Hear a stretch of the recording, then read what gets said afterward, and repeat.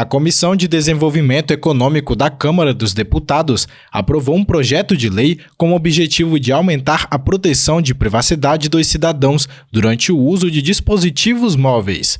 De autoria do deputado José Guimarães, a proposta determina que os celulares equipados com câmeras fotográficas emitam sons semelhantes ao das câmeras analógicas, sempre que forem utilizados para capturar imagens ou vídeos.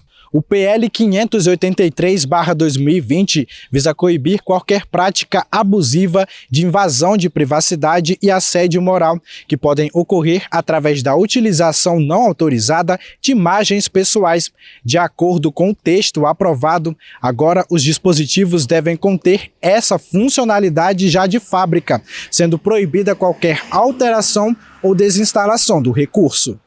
Além disso, o projeto prevê a regulamentação da intensidade do som emitido e estabelece medidas para evitar a comercialização de aparelhos que não estejam em conformidade com as novas regras. O PL encontra-se em caráter conclusivo e passará pela análise de outras comissões, como as da Indústria, Comércio e Serviços, Comunicação e de Constituição, Justiça e Cidadania.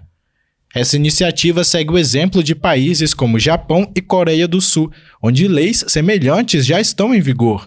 Nestas nações, os celulares devem sair de fábrica com o som característico das máquinas fotográficas analógicas, o qual não pode ser desativado.